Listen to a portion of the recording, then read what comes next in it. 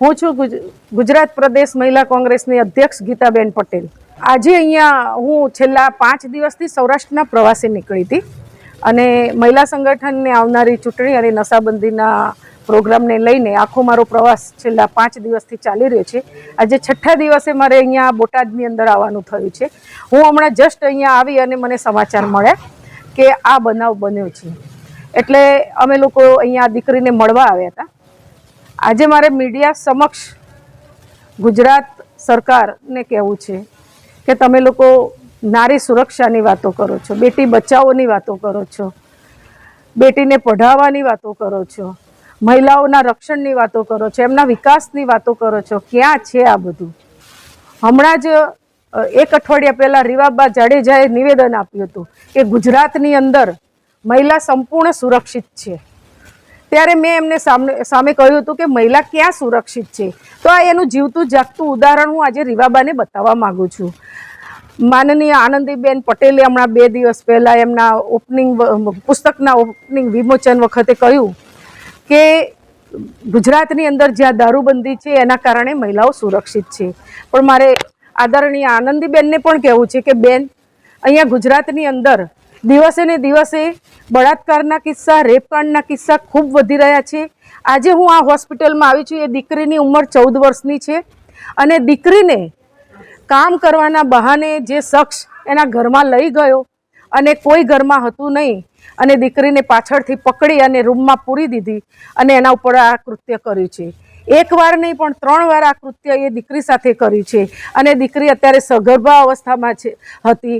એને ડૉક્ટરે એને પોતાને કંઈ ખબર ન પડતા 9 મહિના પૂરા થઈ ગયા અને જ્યારે એને કુદરતી રીતે જે દુઃખ ઉપડ્યું, એનું પેન ઉપડ્યું, ડિલિવરીનું દુઃખ, ત્યારે એને ખબર પડી કે મને કંઈક થાય છે. અને મા બાપ જ્યારે હોસ્પિટલમાં લાવ્યા તો ચોંકી ગયા અને રડવા લાગ્યા કે આ શું થઈ ગયું. દીકરી સગર્ભા હતી અને 9 મહિના થવા આવ્યા હતા અને દીકરીને અહીંયા શુક્રવારે રાત્રે અહીંયા લાવ્યા છે. પછી ખબર પડી કે આ શખ્સે આ કૃત્ય કર્યું છે. દીકરીને મેં પૂછ્યું કે બેટા, તે કેમ અત્યાર સુધી કંઈ વાત ના કરી? તો એણે એમ કહ્યું કે એણે ધમકી આપી હતી કે હું તારા પપ્પાને મારી નાખીશ. મારા પપ્પાને કંઈ થાય ના એટલા માટે મેં ચૂપકી રાખી અને મેં કશું જ ઘરમાં કહ્યું નહીં. આજે એ દીકરીએ બાળકને જન્મ આપ્યો છે. 1.5 કિલોનું બાળક આજે ભાવનગરની હોસ્પિટલમાં પેટીમાં રાખવામાં આવ્યું છે. ક્યાં જઈને મહિલા સુરક્ષા અટકશે? દીકરીને મેં પૂછ્યું, અત્યારે એના વાલી અહીંયા ઉપસ્થિત નથી. વાલી પેલા બાળકને લઈને ભાવનગર ગયેલા છે અને અત્યારે હાલ દીકરી છે. દીકરીની બાજુમાં બહુ આધેડ વયના એમના પડોશી એના પાસે બેઠા છે.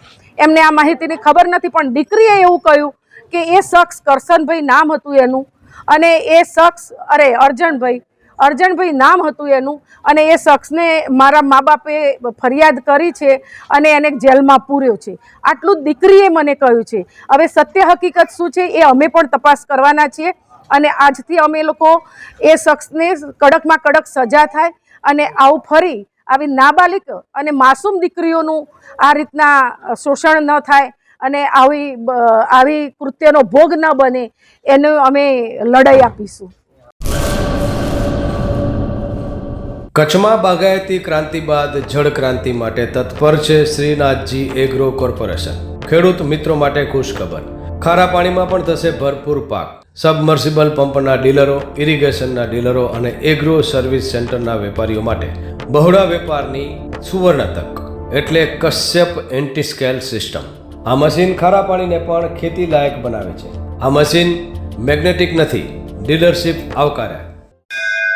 મોંઘું બિયારણ વાયું, સારું ખાતર નાખ્યું, પણ આ ખારા પાણીને લીધે પાકનો ઉગાવ નો થયો તે નો જ થયો અને ઉપજ નો નીકળી. ભલા માણા મૂંઝાય છે શેનો?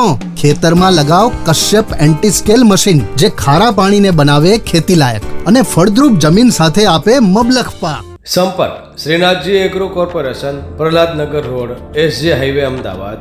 સંપર્ક મનોજભાઈ 98 250 20 3 31.